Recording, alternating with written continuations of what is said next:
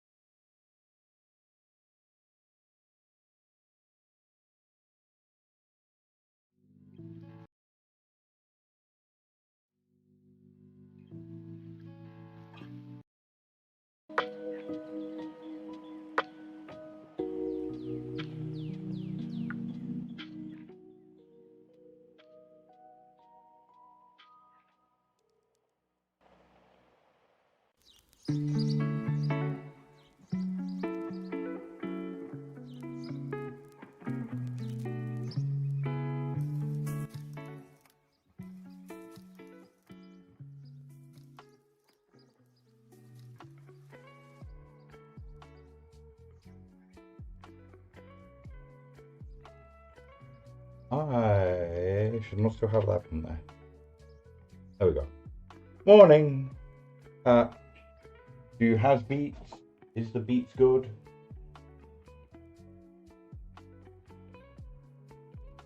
I've just realised I do not have the controls for the treadmill.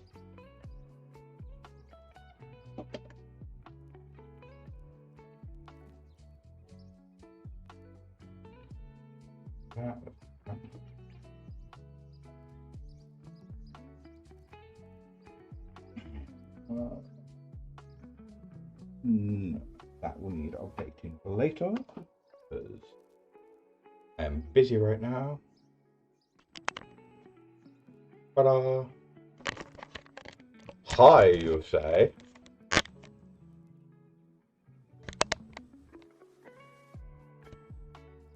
There we go. That's working, that's working. Sorry about this, I completely forgot to actually get anything set up, because I'm not good at my job. This isn't even a job. I'm not good at my not job. Right. So that's set up. That's working, that's working. Okay, let's do this. Good morning, I'm running commentary.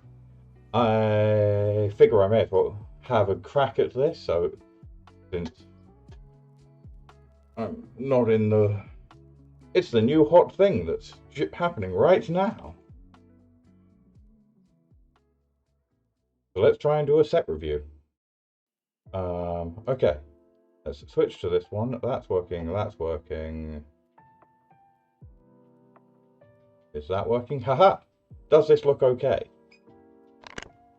Hello, hello, are you out there? Can you hear me? More importantly, can you see me? Okay, let's get some speed going, and then... So, we've got here the cards from the new set. Down there, if I need to go looking something up in order to... Down there, if I want to look up a card to reference or to show you what the heck I'm talking about.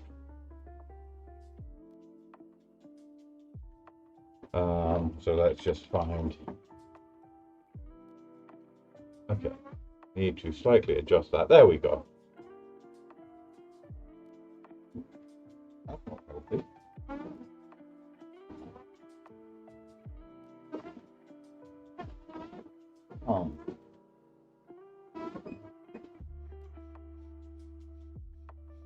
Okay. New plan. Put all of this on hold. The treadmill is making new weird noises, so we're going to try and work out what the heck is going on. Oh, okay. That's actually easy to fix. I think just hit it sideways so it's grinding on something. Let's try again.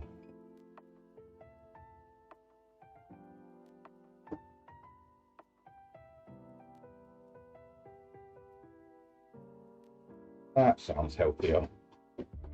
Okay. Let's get that away. And there we go. Nope, that stopped again. There we go. Now we have everything working.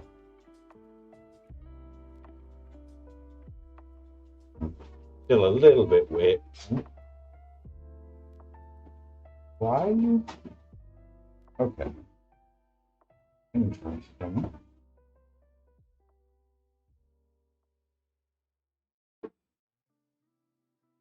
Why are you doing this? Well, if anyone shows up, entertain them while I'm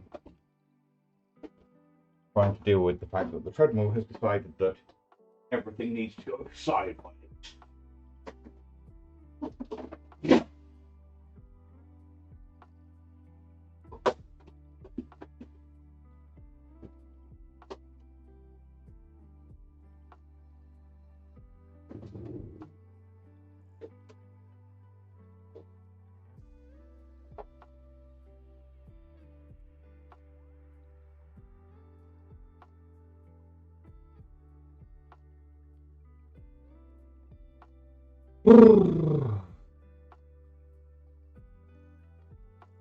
Okay, let's see if it's going to behave now.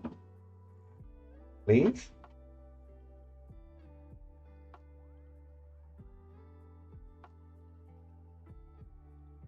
Oh. Still.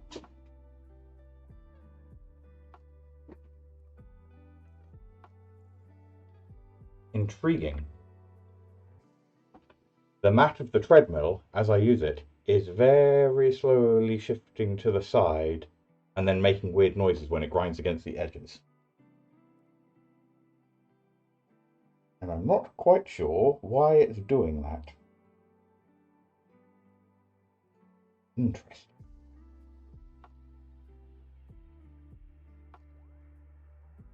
Define rebuild. That sounds like a lot of faff. Sure. Send me a link, I'll deal with it later. For now, we'll just deal with it making irritating noises, because... Oh, it could have been that. Sure. Was there anything about it breaking if I just do it while it grinds against the side? Because if I'm going to do this, I would prefer not to have the whole thing self-destruct on me. Okay. I'll go slowly. If you could look that up for me, that would be greatly appreciated. Meanwhile, let's actually get into this set review. So, cards will look first. Banishing Light. It's just a reprint. Alright, yes, hello viewer. The plan is to go through every card in the set and, as much as possible, find a homing commander for it. Banishing Light, it's a reprint, it's a fairly staple card. 2 and a white, enchantment. When it enters, exile something an opponent controls until Banishing Light leaves. Doesn't have the older Oblivion Ring text where it's 2 separate triggers so you can't do shenanigans. But if you're looking for certain medium enchantment based removal, it's a reasonable card. Good in basically any enchant 2 or 3 color enchantress deck, such as Calyx. Okay. And now we instantly get to something much more exciting. Phaser the Bounding Spring. 2 white for a legendary elemental elk creature. It's a 4/5, so instantly passes the vanilla test. And when it enters, create a treasure token if an opponent controls more lands than you. You gain 4 life if an opponent has more life than you. Create 2 1/1 blue fish creature tokens if an opponent controls more creatures than you. And draw a card if an opponent has more cards than you. So, you play this, and then any resource that your opponent is ahead of you on, you get some sort of catch-up. This is going to be a strong mono-white blink commander in its own right, and goes into every blink shell imagined. Your prayers.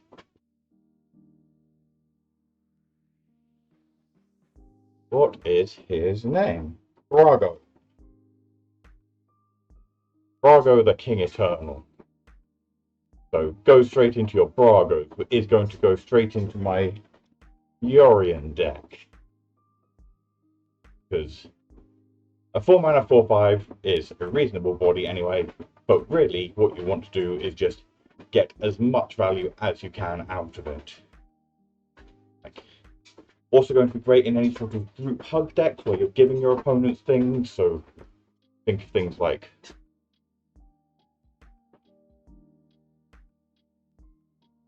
yes, I did mean Feldergriff. So something like Feldergriff, where you can make sure your opponents are getting value. You can then play Beza to help catch you up on that value. Great card. Get your copies while you can.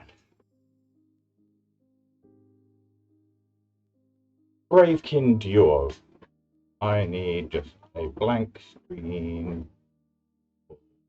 This one. So that we can go to blank screens when we're not doing stuff.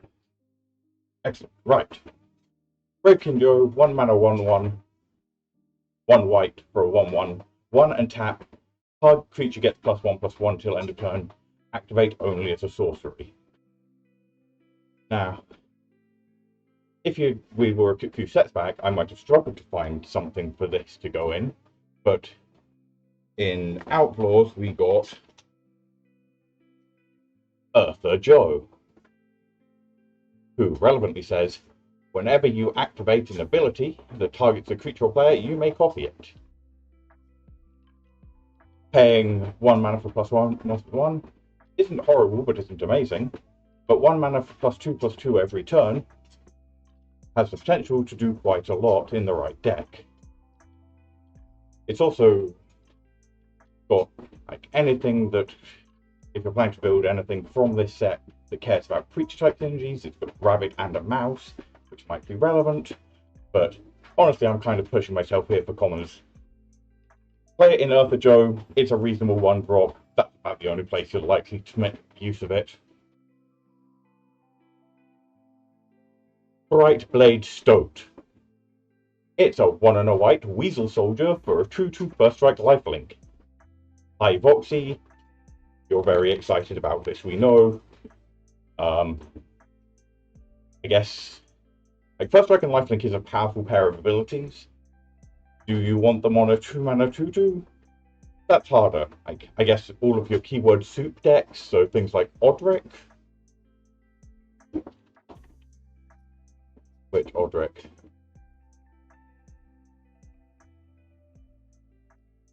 Odric Lunarch Marshal seems like a pretty good place to go for all your shenanigans with. I'm losing track of thoughts already. Come on, wake up. Right. Not going at very high speed today. 1, because the treadmill is rank, wonky. What am I saying? The treadmill is wonky, so I can't go fast because I don't want to break it. Right, onwards. Our first new classes. Great innovation in enchantments. This one, very strong. 1 and a white for a 2 mana in class. So the way the classes work, they enter at their first level. You can invest mana to increase the levels, similar to the level up mechanic we've seen all the way back to Zendikar. Why is my camera wiggling so much? Okay.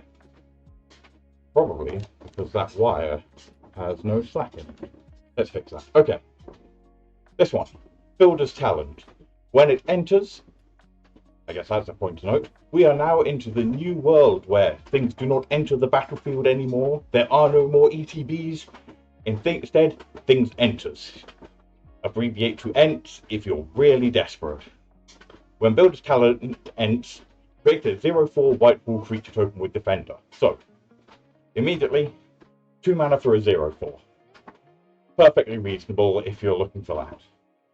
Good in sort of control decks where you just want to gum up the board. good in defender decks. For 1 additional white mana, whenever 1 or more non-creature, non-land permanent, and you can, well, whenever 1 or more non-creature, non-land permanents you control enter, that's planeswalkers, battles, enchantments, artifacts, so on, put a +1/+1 counter on target creature you control. So for 1 white, you get a 0/4 onto which you can put counters, and then basically super prowess. And then for an additional 4 and a white, you can reanimate a permanent. Which, like, there are already some weird reanimation shenanigans in standard for things like, I can't think what its name is now. 9 mana in artifact, but who cares? We're not talking about standard. In Commander, anything looking to come up the board, that +1/+1 counter distribution has quite a lot of payoff, so you may well want it in something that cares about that. And the 5 mana is just a late game rebuy one of your more important permanents. Honestly, this is going to be solid in basically anything that wants to build a board state. Like, Enchantress decks are going to want it. Like, we mentioned Calyx earlier. I am not wanting to search in that box, I want to search in that box. Like, if you can start hitting with Calyx and making copies of this, getting piles of this effect can add up real fast. Anything that cares about +1/+1 counters, who in green-white cares about +1/+1 counters off the top of my head? Let's do an advanced search. So we want white. Oh, no. We want white. We want legendary creature. I could just say every enchantment goes in Calyx, but that's boring. We want to try and find different creatures for everyone. Maybe I shouldn't have used Calyx so early. And we want +1/+1 counter. Oh. Ooh, yeah. So someone like Alharu could do an awful lot here. Daggertar, if you want more variation. Ah. Oops. I apparently hit a hotkey. Congratulations, me. What have we got interesting? Mikaeus is a pretty great one for this. Like, you play a pile of things. You play a pile of non-creatures that make creature tokens. You put a counter on Mikaeus from the Builder's Talent. Then you tap Mikaeus to remove the counter, pump your entire team. That seems like it could get pretty nuts. Great, we found a nice home for Builder's Talent. Onward. Another talent. It's the Caretaker's Talent. Caretaker's Talent enchantment class. 3 and a white. Whenever 1 or more tokens you control enter, draw a card only once each turn. So the first time you make a token each turn, draw a card. Pretty strong. Like, it's not quite Guardian Project, which does it for every uniquely named creature, but in the right deck, this can do a lot. So things like the original Trostani, things like Gired, which populates, things like Marnius Calgar. All of your creature heavy spamming decks. For an extra white, you make a copy of a creature token that's a copy of target token you control. That is an extraordinary rate for 1 mana. Just 1 mana, whatever the best token you've got is, get a second one. That. And then, final effect is a massive anthem for your creature tokens. This card is going to end games and end them hard. Like I said, there's a little bit of a nuance to it, because Each effect is looking for slightly different things. The first level 1 is looking for you to continuously be making tokens. Chapter 2, I keep saying chapter like this is a saga, this is not a saga, this is a class. They are completely different yet functionally similar enchantment type, subtypes. Level 2 wants you to have a big token that you can duplicate, but level 3 chapters again. There are no sagas in this set, Tim. Come on.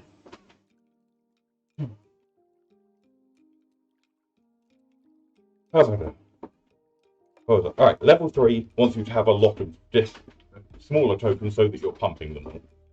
But honestly, if you're just making 1/1s, you make one extra 1/1 and then turn it into a 3/3. That's not horrible for 1 mana for the level 2 anyway. I don't know. If you're playing a deck that makes a lot of creature tokens, play this card. Carrot Cake. That is a horrible looking carrot cake. I don't know what monster was the art director for this. But this is traumatizing as someone that likes carrot cake. But never mind. Carrot Cake, 1 and a white. It's an artifact food. Has your traditional 2 and tap, sack this, gain 3 life that food has. And when it enters, and when you sacrifice it, make a 1/1 white rabbit creature and scry 1. So, 1 and a white, make a 1/1 scry 1. So, 2 pieces of material for 1 mana and a scry 1. No, 2 pieces of material for 2 mana and scry 1. Perfectly reasonable. And then mid to late game, you can throw this away to get another body and another scry. Solid card. Who wants this?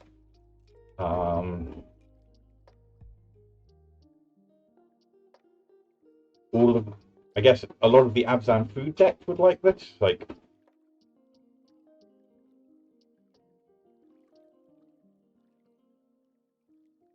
sure. I wondered if that might be it, because I had been I'd fiddled with the Allen key at one point because I was trying to work out if that affected the feat. But good to know that I thought I had reset it, but that should be easy to fix. Okay. We might actually just do that now since you're the only one here. Give me a bit.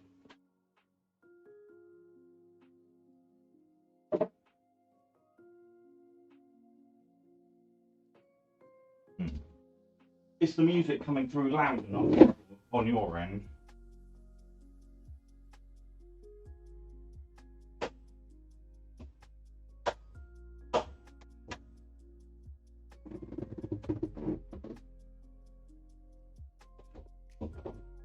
Overdone it. Okay.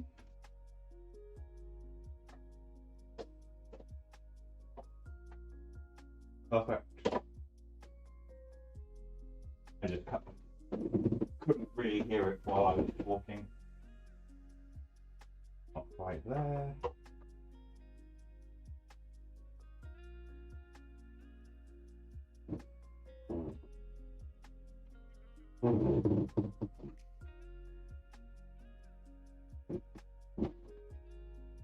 Alright, just suddenly all jammed up on me.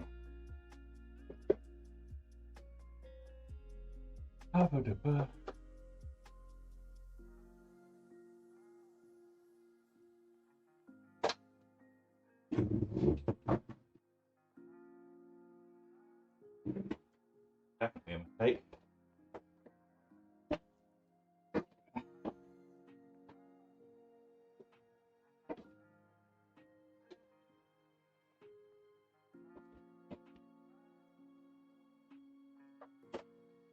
What the heck is going on? Gone from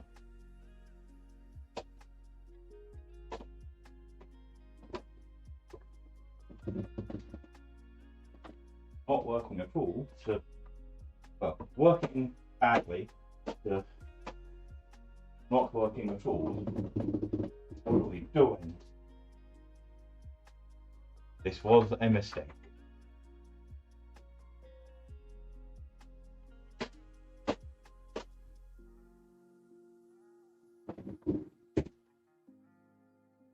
got that working sort of, or at least going onto the floor again. Let's see if that has had any positive impact.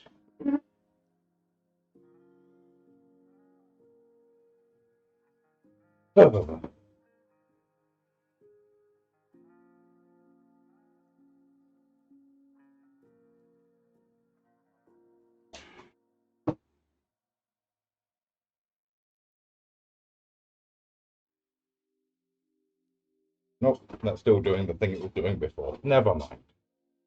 Okay. What are we saying? Carrot cake. Abzan food decks. That's what we were talking about. We were looking at things like that did not work. Samwise. Things like Samwise Gamgee, where you can instead of sacrificing it for life, you can sacrifice it to his ability, get something back in your hand, and this doesn't care what you use to sacrifice it, so you get back your bunny and your creature token anyway. Nope. Whatever I've done has made the grinding worse. Good job, me.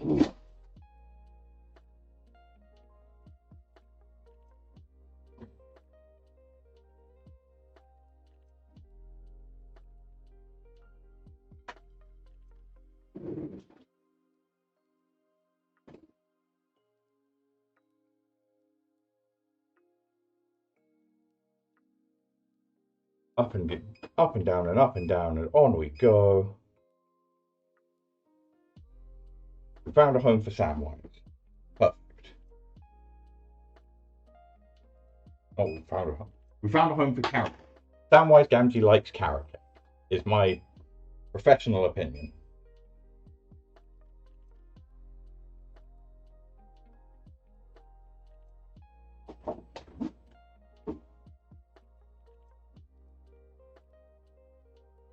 Now the treadmill is just not working at all.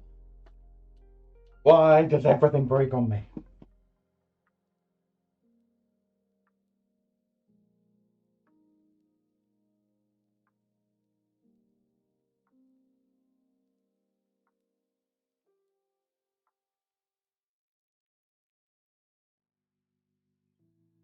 Turn this off.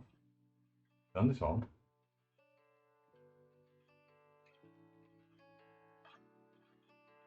Hey, that's not the problem. The problem is that it's just refusing to even start at the moment.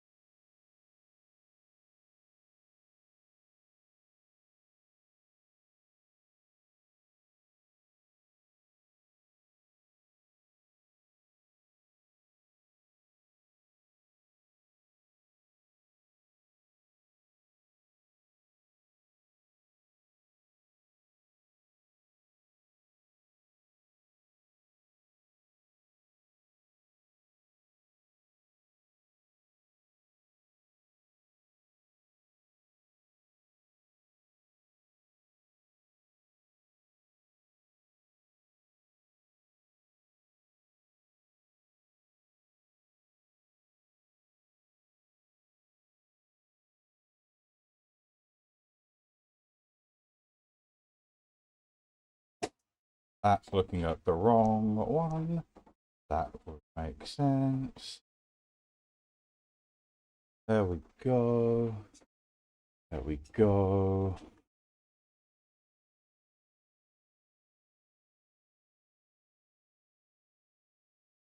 Hi, am I back? I honestly cannot tell what's going on right now.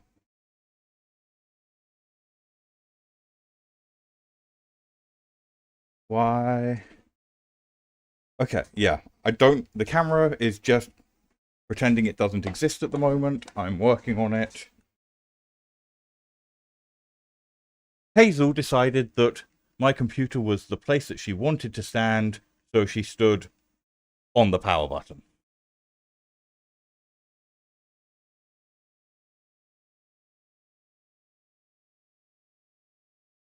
That's why that's being so weird. Ah. Hi, welcome. Sorry, everything has gone a little bit kaput. Right, camera. Please. Oh, yeah, that is the thing that it should be on. Why?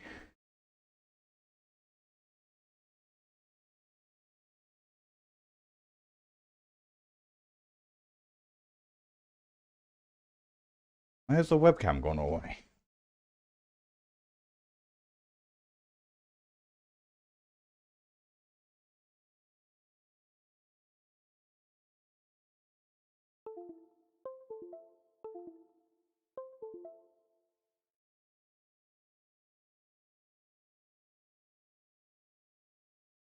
That's what I'm... That's what I was in the middle of doing.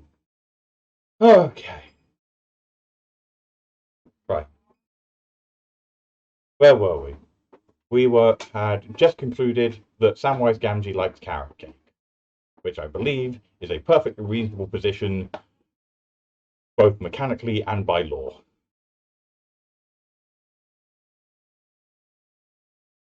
That can go back to my holding screen.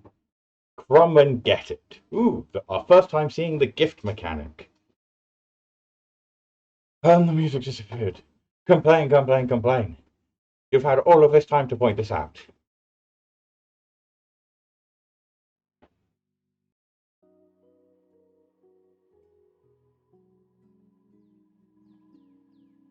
Can you hear music? Because I cannot. Great. Because my headphones have gone all wonk on me. Crumb and get it. Well, bonus points for the very silly name. Oh, great.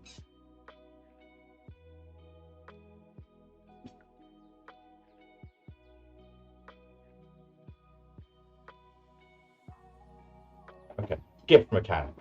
So, as you cast this spell, you may promise an opponent something. If you do, as the spell is resolving, the first thing it does is give them a food. Why have my headphones gone completely bunk? Whatever. I don't need to hear the music for all this. Blah, blah, blah, blah. Typical. Try and do something different and everything breaks. Okay. 1 mana instant. Target creature you get control gets +2/+2 until end of turn. If you give your opponent a food, that creature also gets indestructible until end of turn. So, the most obvious place for this is something like Feather, but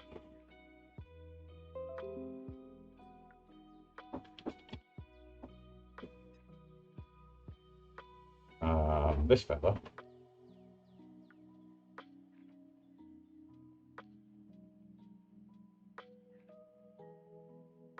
Because giving your opponent a food matters to you a lot less than the options this presents, and +2/+2 is pretty reasonable for Voltron Pump, and the indestructibility in exchange for giving your opponent some life is also very reasonable if you're looking for protection effects. So basically, white-based Voltron decks, especially if you're working a lot with instants and sorceries. So like I say, mainly Feather. Dawn's Truce. A good story moment. You can see the mtgstory.com feat at the very bottom right of the card. This is right at the very end of the story. The egg is returned to Maha the Calamity Beast. Its wings night. Dawn's Truth, 1 white, instant. Gift a card. So this time, as your spell as you cast it, You may pick an opponent who will receive a card. As it resolves, they will draw a card, and then the rest of this card will happen. They do not get to do anything with that card until you have completed resolving this spell. You and permanents you control gain hexproof until end of turn, which is very rarely relevant that everything is simultaneously hexproof. And if the gift was promised, permanents you control it indestructible. So, like, we've seen effects like this before. Like, Heroic Intervention is the main one. If you're running Heroic Intervention decks or are not in green and want one, this card is reasonable. Gifting a card makes this a very political tool, so you can make some friends with it. No, it's not just a fog, because a fog prevents all combat damage. This does not do that, so if you're being attacked by a 2020 trample and you have a 1/1, you'll see that this does nothing, where a fog would. But this is mostly just going to be played roughly as a counterspell against board wipes, or perhaps against some removal or a major combo thing. Like, if someone's storming off and targets you with 18 storm effects, the hexproof it will become very useful there. Or targets you and a pile of creatures with 18 storm effects, then the hexproof becomes very relevant. Yeah, but we have seen my point. Yes, this card is reasonable against board wipe counters, except for two things. One, this sort of effect already exists and doesn't get played much. There are better versions. And two, a lot of the board wipes are now exile based, which this does nothing against. If you want protection against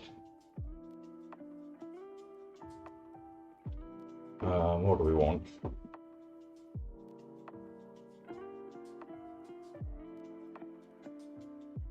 Something like that did not do what I wanted it to. Am I mixing up my tags? No. Advance. Text. Full phase. Ah.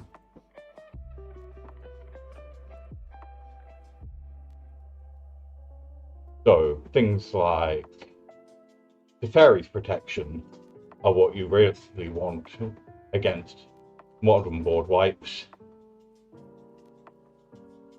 Or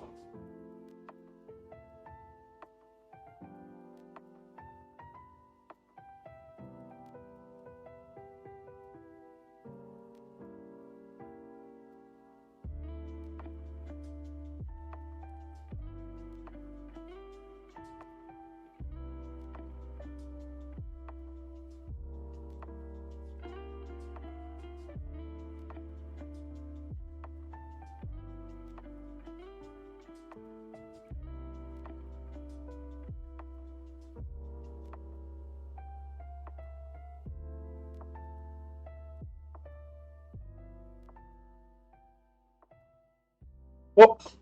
I didn't. Ah! Okay. There are play card decks that will want this card. It's just a value piece. I really struggle to think of a specific commander that can really take advantage of it, unless there's some sort of Esper legend that punishes your opponents for drawing cards. Let's just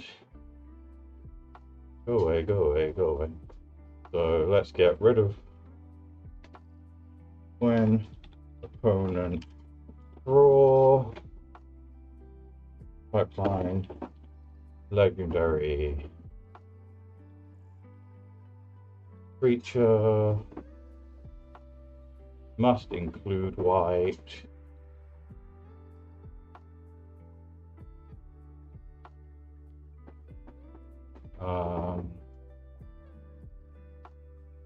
No, that's opponents giving you cards, that's you getting cards. So I guess something like Beza that we saw earlier, where when this enters, you get to draw cards if your opponents have more cards. That becomes a maybe useful effect. That's opponents casting second spells.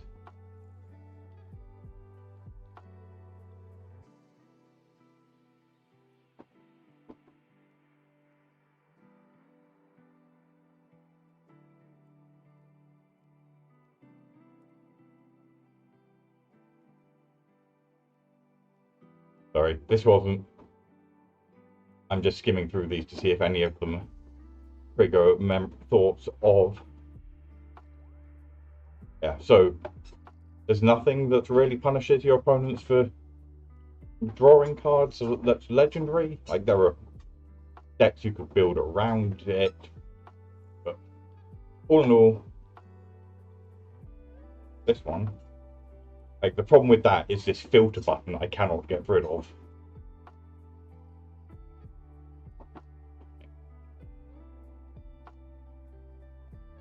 Okay, is that better?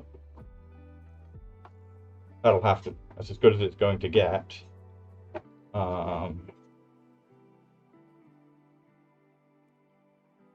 Okay, Dewdrop Cure. This card is interesting. 2 and a white sorcery. Gift a card. We know what that does now. I'm not going to explain it again. Return up to 2 target creatures, each with mana value 2 or less from your graveyard to the battlefield. If the gift was promised, instead return 3 target creatures with mana value 2 or less from the graveyard to the battlefield. I agree, the art is satisfying, although there is some discordance between the concept of this bringing things back from the dead and the art, which is restoring the living. Like, for that to work, it would have to do something, I don't know, prevent damage to those creatures that are in play. Drug. Okay. Let's do. Contains white. Spoon's cup. Needs to be legendary.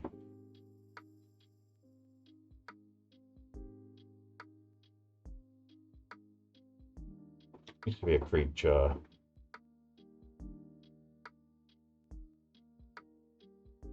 And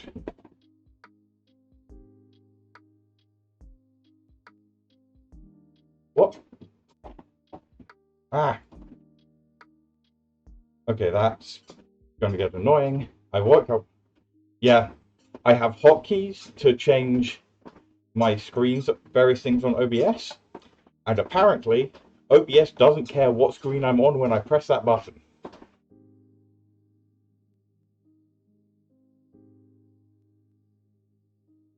So, yeah, there we go. There's the perfect trend for this card. If you're playing Delny, run Dewdrop Cure, this card will be insane. Just, oh no, your opponent's killed all of your stuff. Just bring it all back. Delny in play, double all their ET enters triggers. Great fun. Anywhere else, probably not worth it. Like, you have to have a real commitment to cheap creatures. I have just realised Delny cares about power and this cares about mana value. That was not really necessary. Like, you're going to have a lot of things in Delny it hits anyway, probably, but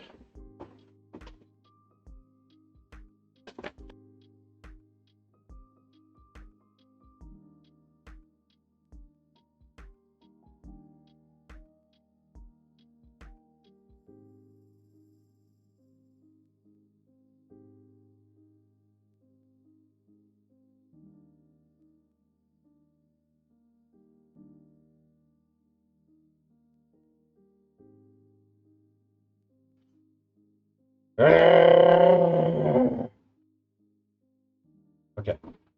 Let me see if I can turn the hotkeys off.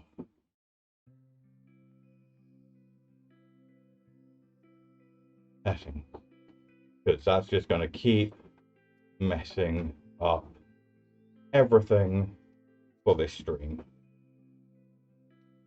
Right. We want that one, and that one, and that one, and that one, and that one, and that one, and that one. Okay. I can just live without hotkeys, that's probably fine. Let's move on. Driftgloom Coyote. Hey look, it's our first Calamity Beast.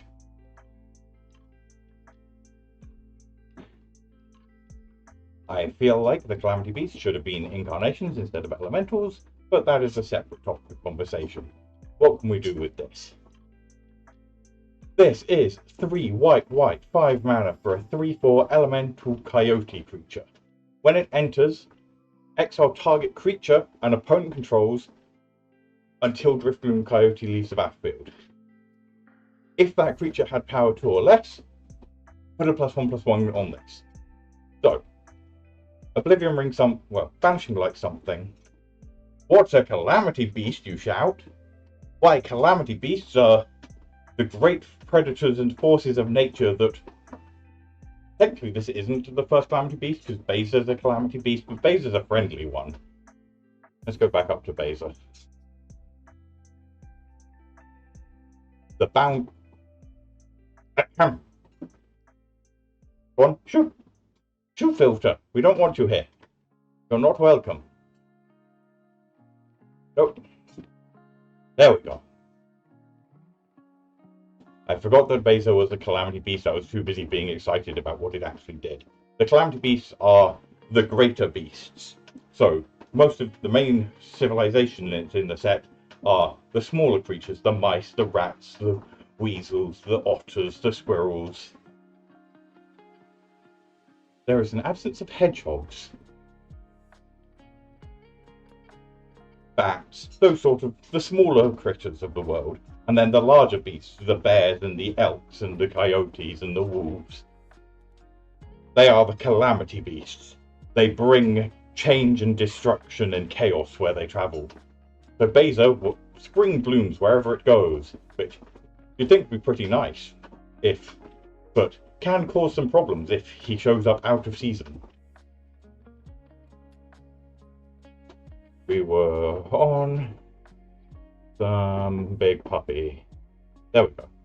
Driftgloom Coyote. So, this is the calamity of gloom and shadow. What do you do when the fog is descending like a starving beast? I believe our expedition ends here. Does actually quite a lot of heavy lifting to explain what a Calamity Beast is. So anyway, this 5 mana 3/4, get rid of a big thing, or 5 mana 4/5, get rid of a small thing. What wants this? Creature-based blink effect, so something like Emil, you can do some shenanigans and start machine gunning stuff away.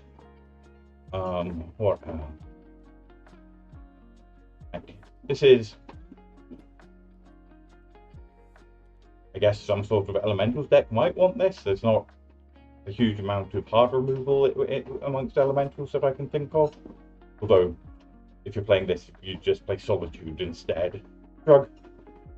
It has some political options because you can get rid of something and then get rid of this to give it back. It's fine, but fails to excite in any meaningful way. Play it in a blink deck if you're looking for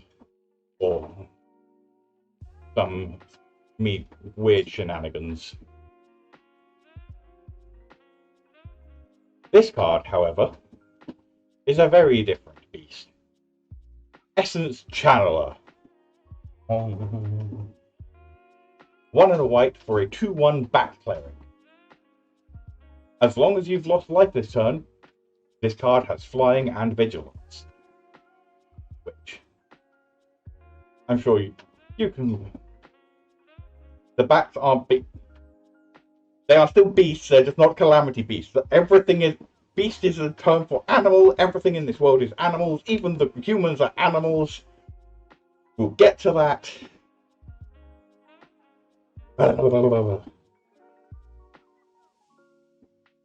Anyway, that cleric. If you've lost life, so taken damage from something, cracked effects, land lost a life for that, paid an effect that costs you life, this has flying and vigilance.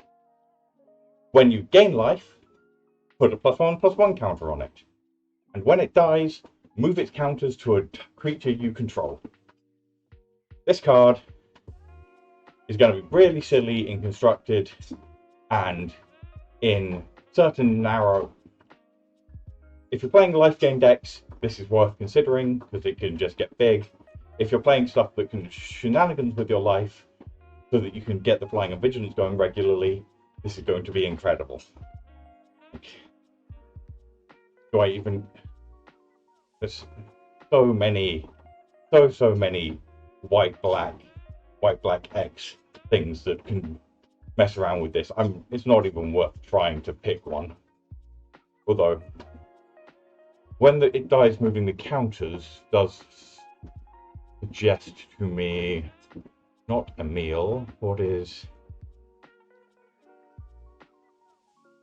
So go back here, advanced search. There is a legendary unicorn.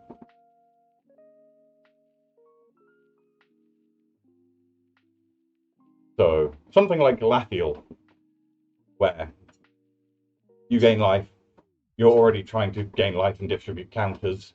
This just does more of what you're already doing. There you go. Play this in Lathiel, it should do good work for you. Especially if you're playing some fetch and pain lands to get the flying and vigilance going. Bear in mind, if you can instant speed lose flying and vigilance, you suddenly have an additional interesting blocker. Feather of Flight. 1 white, enchantment aura. Flash, enchant creature. When it enters, draw a card. Enchanted creature gets +1/+0 and has flying. If you're playing a Voltron deck with white in it, play this card. Flash, draw a card, great. Flash +1/+0 and flying has the potential to do some real shenanigans if on defense. Give your Voltron card a pump and flying so that you can smack in for commander damage, great. So play this in your Raffiks, play this in your, I don't know who are the hot white X of Voltron commanders these days. Like any of the modified people.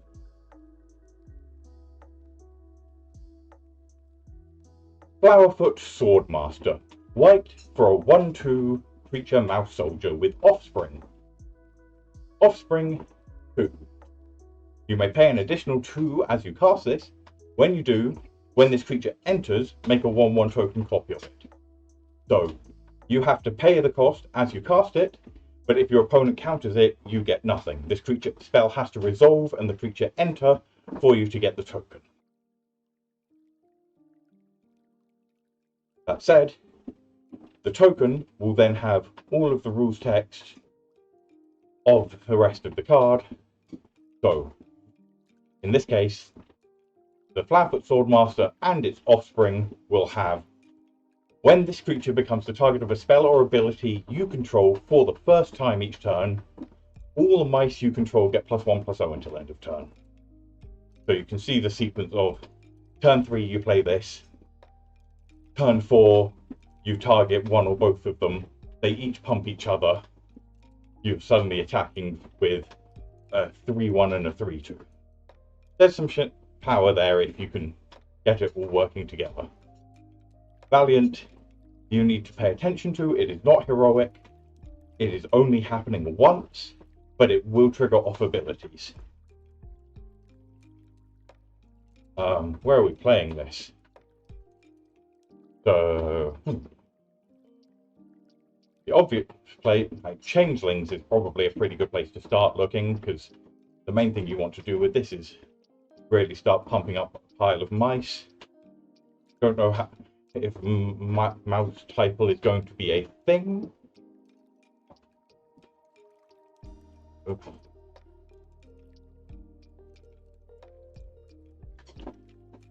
Legendary mouse. See what we can find here. So we have 3 mice currently available.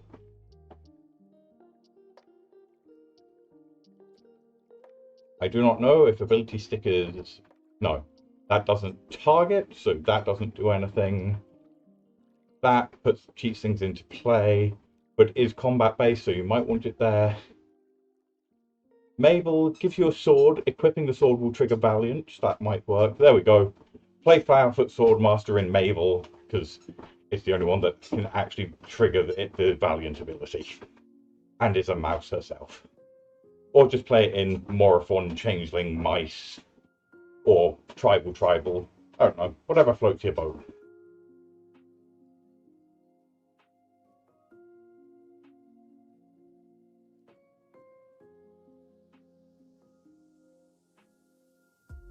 Harvest Right Host. This is one serious pilgrim bunny. Look at that boy. Look at that hat. 2 and a white for a rabbit citizen. It's a 3/3, and when it or another rabbit you control enters, target creature gets +1/+0. Then draw a card if this is the second time this has happened. So, this enters, you give pump something. You have another rabbit enter, you pump something and then draw a card. If you have another rabbit enter, you only pump something. Obviously, we're back to the same, play it in rabbits and changelings.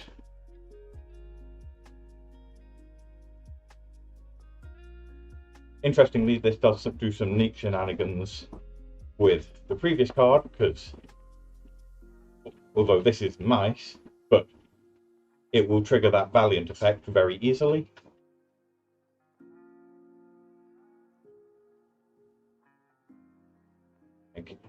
So you need rabbits to enter to get the effect of this, but this will affect any creature. It doesn't have to target rabbits itself. Things to think about. Hop to it. Continuing a slightly obsessive stream of rabbit-based puns that this set contains. 2 and a white for a 3/3, make 3 rabbits. If you're playing something that wants a pile of tokens, this does it for you. Are you upset that red has had Portling Outburst since Tarkir and white has not had the equivalent? Congratulations, now we have. If you're playing Go Wide, play this. If you're not, don't. Pretty simple. Why do we have the fancy arts? I told it. Oh, because this will reset. No? I have only got the... Why have I got the fancy art when I told it not to... Whatever. Intrepid Wabbit. Wascally Wabbits is... 2 and a white for a 3/2. Offspring for a single mana. When this enters, if you paid the offspring, you'll get a baby 1. And then when this enters, target creature gets +1/+1 until end of turn. So, 3 mana 3/2, pump something +1/+1 until end of turn. And then offspring for an extra 1. Potential again in your Go Wide token decks, especially if you can start populating the offspring in massive quantities. Probably relevant if there's a rabbit deck. This is a soldier, that is worth noting. So if you're playing soldier title, then you get 2 soldiers for 4 mana and some pump effects. That sounds like it could do some work somewhat. This is starting warm. Jackdaw Savior. Now this card has caused some excitement. Before we get anywhere with this, we're going to need to get up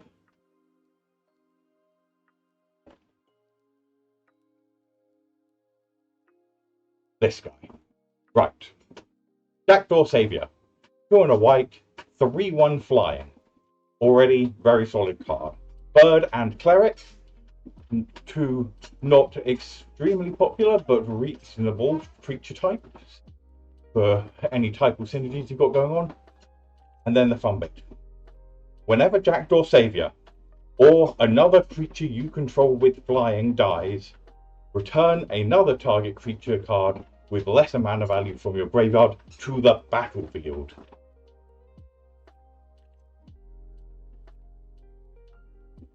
So, your thing with flying dies. Jackdaw Savior sees this, goes into your graveyard, brings back a smaller thing.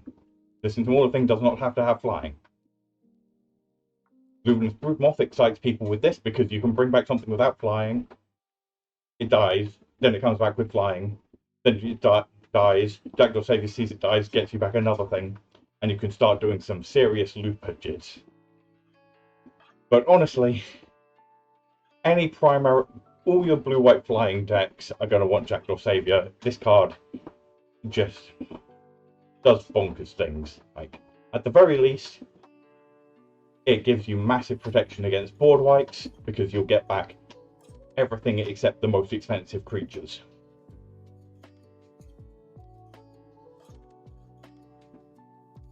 Card is nuts.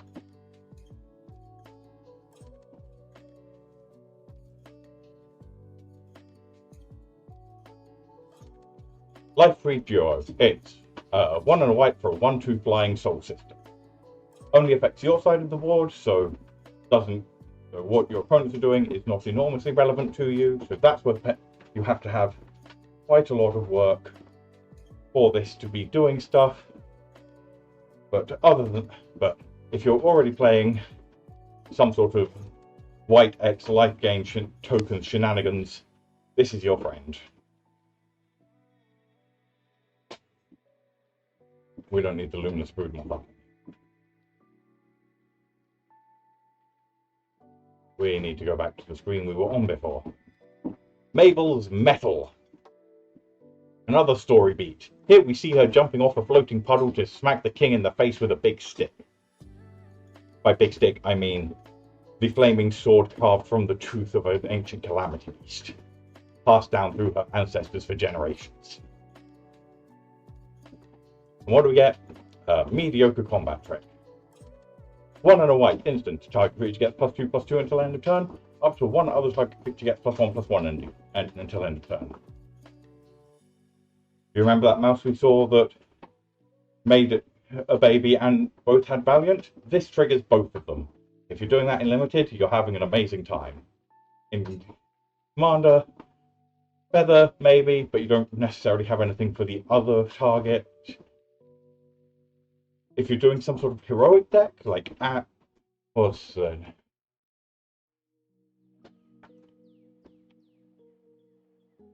and Cymede, where this pumps all of your creatures, so you're already building this planning to go wide. Triggering heroic on this and any other heroic features you've got seems pretty good. There you go. Go build Anax and Cymede, go wide heroic stuff, add Mabel's Metal, have a good time.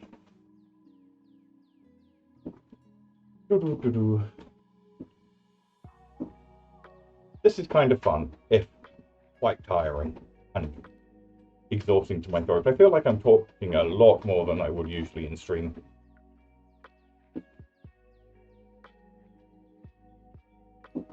Ooh. Let me slow down a bit just to grab a drink. Wet my whistle.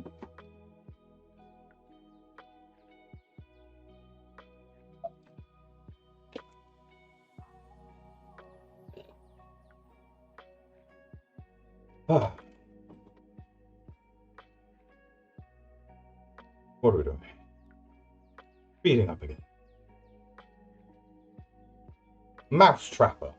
2 and a white for a 3/2 with Flash.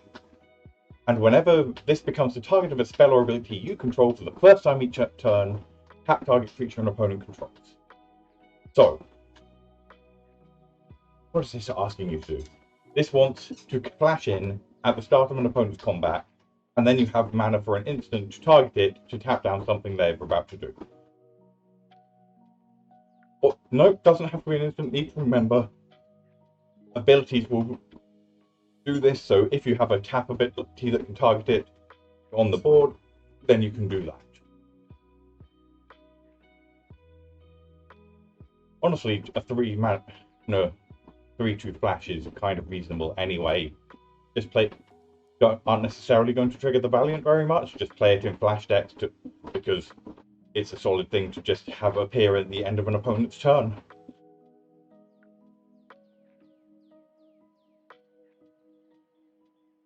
We do not need these people around. Nettle Guard. 1 and a white for a 3/1. Mouse Soldier. Whenever it becomes the target of a spell or ability you control for the first time each turn, it gets pumped by +0/+2. And you can pay 1 and sack it to destroy an artifact or enchantment. That's pretty strong. And there are a lot of things where a 3/1 body with a naturalized effect built in is already pretty good. Like, people play 2/2s, a 3/1 is often going to be better than a 2/2, especially if you're in a more aggressive deck. Although, is that true? I'm not even sure that's true. No, 3/1s are better defensively, really, because then you're trading with opponents 3/3s, 4/3s, 5/3s. And if it's no longer relevant to keep you alive, you can just blow up something important. And you can always attack with it and keep up the threat of turning it into a 3/3, so people are less likely to block with their X1s. All in all, just a solid little dude. He has no major synergies about. He's just a solid little value piece for any white deck that's looking for more naturalized effects on creatures.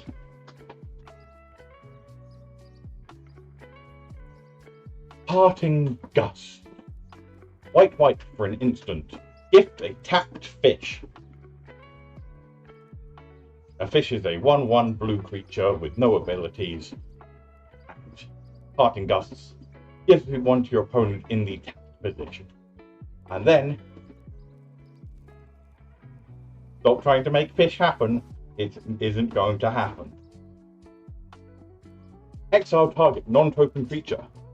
If the gift wasn't promised, return that creature to the battlefield under its own control with a +1/+1 counter on it at the beginning of the next end step. So, 2 mana, blink your creature, it comes back bigger.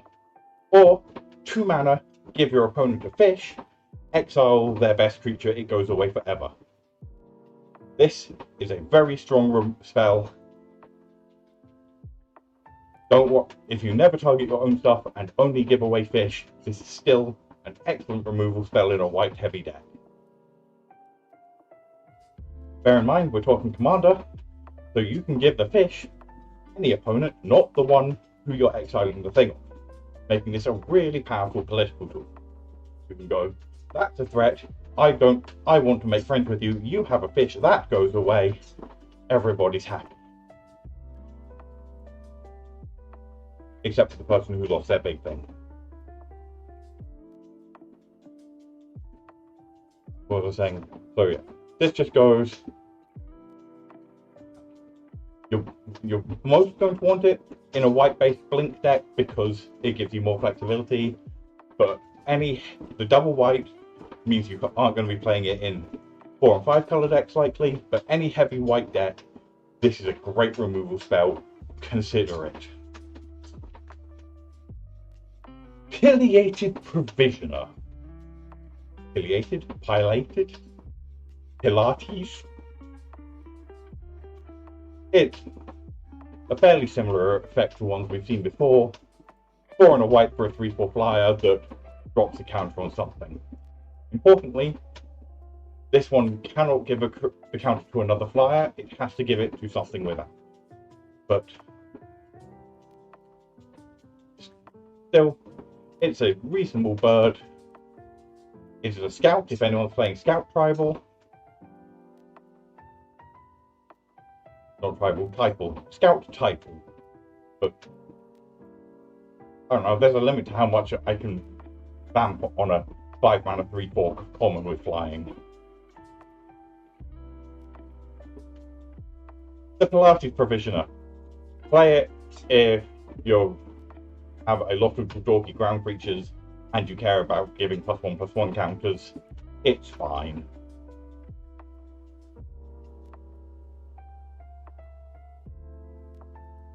Can I come up with something that really takes advantage of it? I don't think so.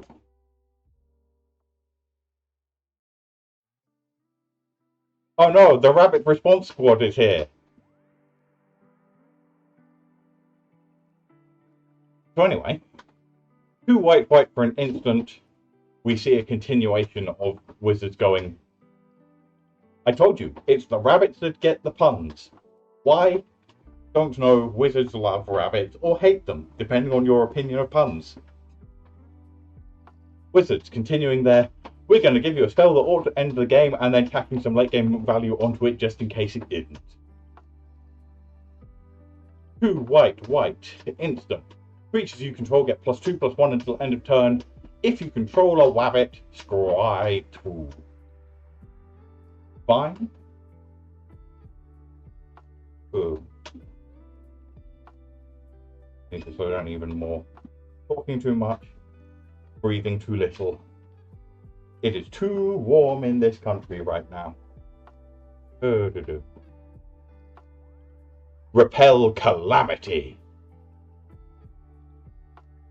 The fan is on.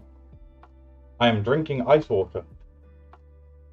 Just the nature of the world. Oh, that's part of the problem. This cat timer is from when the stream crashed, when the cat killed it. How long was I on before that? Whatever. Repel Calamity. 1 and a white. Destroy target creature with power or toughness 4 or greater.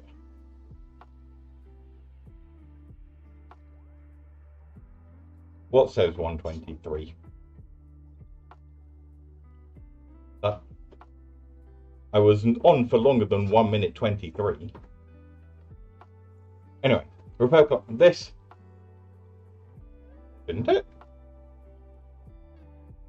Huh. Fancy. Okay, so the stream length is 123. My internal clock down there says 44 because that reset when I came back online after the computer died. It is useful to know that the stream didn't completely die though. I should drink more before upping the speed.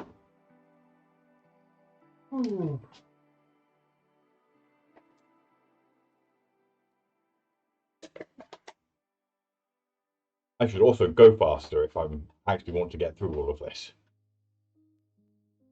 Not treadmill faster, but thinking faster. Okay, Repel Calamity, 1 and a white, instant. Destroy type creature power or toughness 4 or greater. Pretty good removal spell that gets most of big things that you're going to want to get rid of. Could be inconvenient if there's some small dorky things causing real problems. Like, this is not going to get rid of value creatures, this is going to get rid of game enders. I don't know, if you're looking for more removal, this is cheap enough to be worth considering. Salvation Swan. 3 and a white for a 3/3 flash flying. This looks familiar.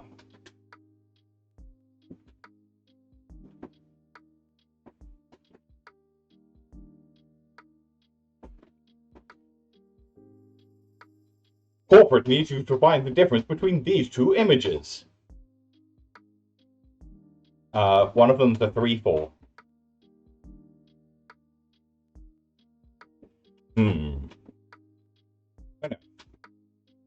Whenever Salvation Swan or another bird,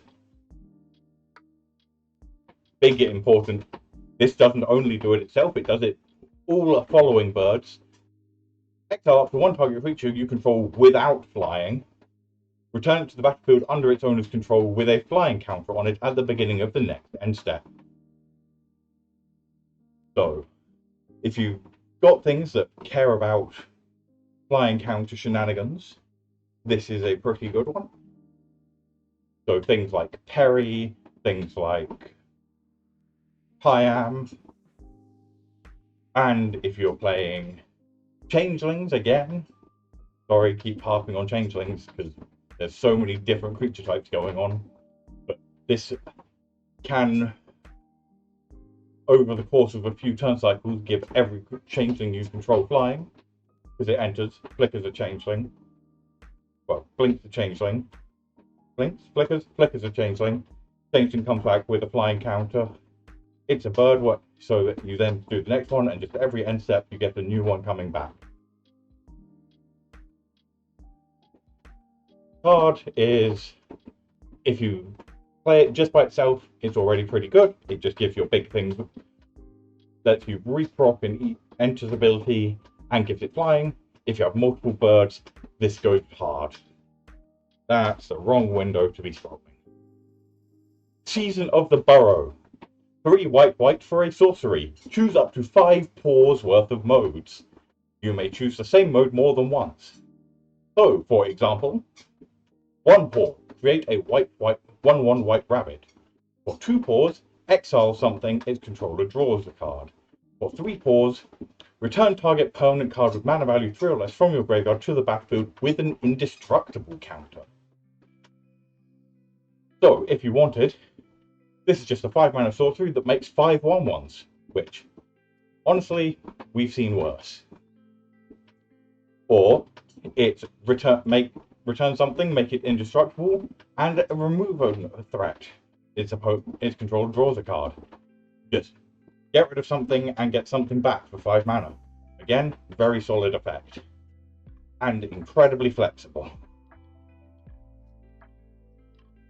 You need to have a fairly high density of things mana value 3 or less that you would want to return before you use the last effect, but just 5 mana, make a 1/1, exile 2 things, and give you a lot of value. Card's great, play it in all of your white mid-range. Seasoned Warren Guard. It's a 1 mana 1/2, and whenever it attacks, while you control the token, it gets +2/+0. If you're playing some super low to the ground aggro-y thing, or Najeela Warriors is like, yeah, there's a good one. If you're playing Najeela, this card can actually casually, not CEDH, casual Najeela, this card is probably worth considering. Or some sort of, maybe the white or Mardu Warrior tribal stuff. If you're churning out tokens and want to be aggressive, this card is good for playing. I am jamming way too long on these mediocre cards. Maybe I overdid it with committing to trying to find an EDH home for everything. Challenging. But it's a gimmick. I need a gimmick, right? I don't know. Terra Redeemer, 3 white, 2/4 flying. No, not great stats on a giant creature. But whenever another creature you control with power 2 or less enters, put 2/+1/+1 counters on that creature. Hey, do you remember I was talking about Delny? This card goes hard in Delny. Play it there.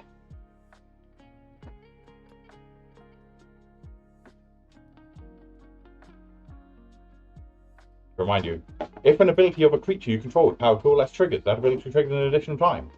So you have Terror in play. You play Delny. A creature you control with Terra Redeemer has 2 power. That ability will trigger twice. You put 4 counters on the creature. Mental. And because it doesn't enter with them, but it puts them on afterwards, you still get to trigger all of your Delny enters effects. Enjoy yourselves, you degenerates. Shrike Force! It's a 2 and a white for a 1/3 flying double strike vigilance. This bird goes fast, this bird goes hard. If you're playing Voltron, this is a great thing to just strap some equipment. Great thing to strap some equipment to. If you're playing Odric Keyword Soup, great, play this, all your creatures have flying double strike and vigilance. Strike Force gonna strike. Bird, bird, bird. Sonar Strike. Bats be here to say Lightning Helix. What's that? 1 and a white instant. Deal 4 damage to target attacking, blocking, or tapped creature. This may be one of the most varied versions of the general killer thing trying to hit you we've ever seen in white. And 4 damage is better than the usual 3. And also, if you control a bat, you gain 3 life.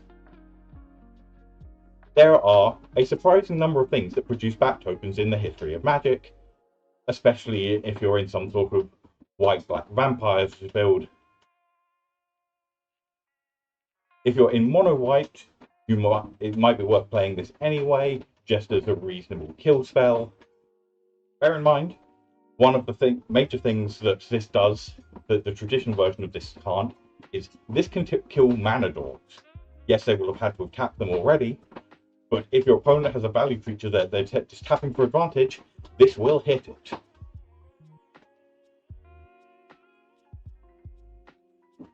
Star Charter. 3 and a white for a 3/1 flying. At the beginning of your end step, if you gained or lost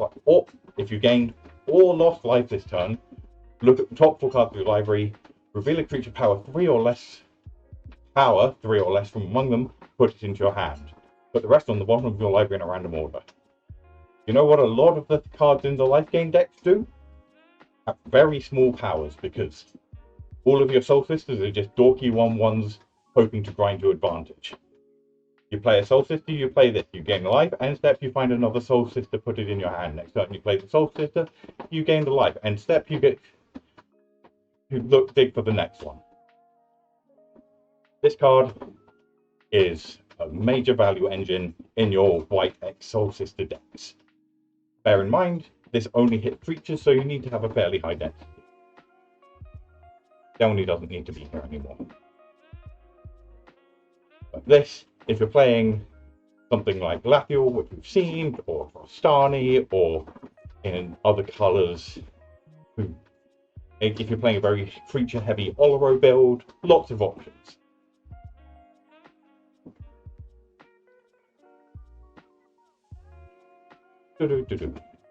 Starfall Invocation. Hey, you know that meme Moonshirt? We're now killing the... not Moonshirt, wolves howling at the Moonshirt? We're now killing those wolves. The meme is dead. 3 white sorcery. Gift a card. Destroy all creatures. If the gift was promised, return a creature card put into your graveyard this way to the battlefield under your control. So, either kill everything, or give your opponent a card to kill everything and get one of the creatures you are killing, one of your creatures you are killing back. I may try and find a home for this in Ratted Rabbit. That seems to have potential. Just kill everything and then bring Ratted Rabbit back. What else can we do with this? If you again, this is a good consideration for Voltron, although you lose any equipment attached to it. If you're playing something where you have one creature you really need to keep around, this is an interesting addition. Important to note, this does, unlike a few other cards, does remain the thing dies, so you get dice triggers, and does put it back, so you get enters triggers, unlike some other things that you just keep one creature around. And it doesn't protect the commander, unlike, I can't remember what the name is, single combat, I think. So you get to keep your best creature, not necessarily the commandery one. Thistle down players. 2 and a white for a 3/3. When it attacks, untap target non-land permanent. It's pretty mediocre because it doesn't do attack very well. It's just a dorky body with no evasion. But if you can get value out of repeatedly untapping things, this is good for you. If you're playing vehicles, maybe you want this.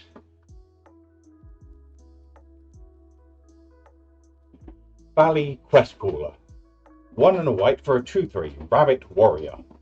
Whenever one or more other rabbits, bats, birds, and or mice you control enter, scry 1. So, and other rabbits, bats, birds, and mice you control get +1/+1.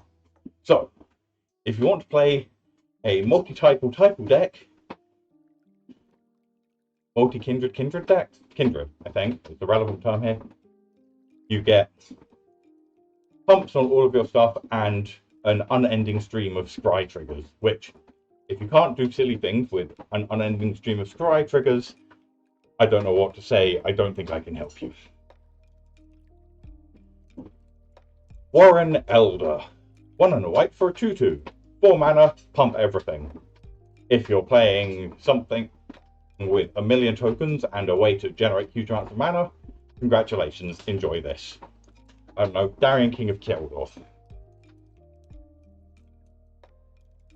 Warren War Leader. Look at this boy. Look at this art. 2 white for a 4/4. For an additional 2, you can have an offspring. Whenever you attack, note, not with this creature, anything you have attacks. You can make a 1/1 and a token that's tapped and attacking, or all your attackers get +1/+1 until end of turn. Remember, if you paid the offspring, you will have 2 of these creatures, so you get to pick this effect twice. Remember to stack your triggers correctly, so that you get the 1/1 before everything gets +1/+1. No, not for each creature that attacks. Just if you have attacked.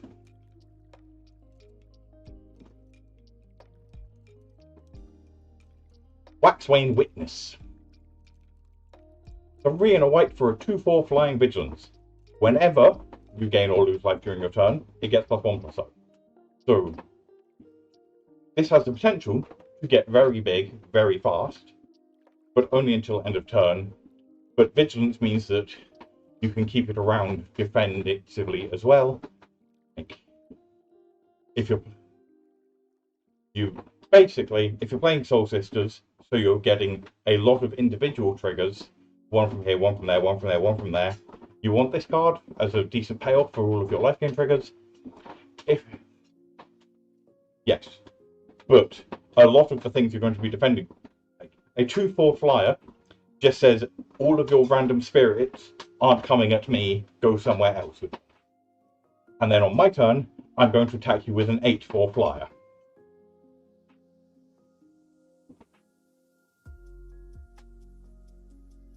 Whiskervale Forerunner. 3 and a white for a 3/4. Allow me to open the novel.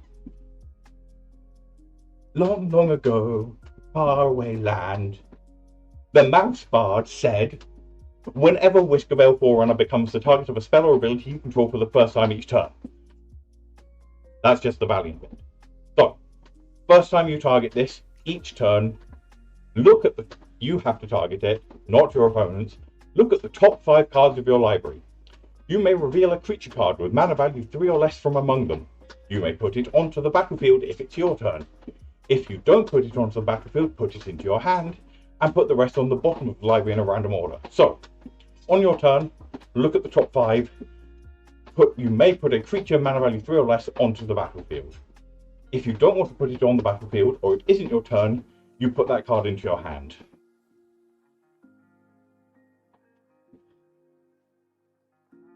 This is, again, the Annex and Siamese deck, where you want to be bouncing, having loads of small creatures, and also triggering heroic and valiant effects. Complicated, but a powerful engine if you can trigger it reliably. And that's the end of white. And I think that will be the end of the stream, because I need to stop talking. We'll see how... I don't know, give me some feedback. I may continue this. I may decide that this was not a good experiment and we'll do something else. Okay, I guess I'm committed to doing a lot more talking for the next week or 2. I don't think I've got time to do this for the entire set before pre-release unless I go a lot harder. Okay, I'm going to end this one because I need to stop. My voice is starting to go. Hopefully, next stream we will have less technical difficulties and we can just go harder and try and get through all of blue and maybe some of black. If I want to do all of this before the pre-release, then I'm going to have to do more than one color a stream because we've got 3 streams left and we've got white, blue, black, red, green, multicolored and colorless. If I can get through blue and past half of black in one stream, then I can do the second half of black and red, then green and the rest. And that will be 3 streams, maybe. We'll see how it goes. Can you tell me how long has been on the total stream? I don't know. I have not paid that much attention to the set. There is a non-zero number of new lands and artifacts and multicolored creatures. 460. 1 hour 43, 465. Okay, thank you very much. Have a good one.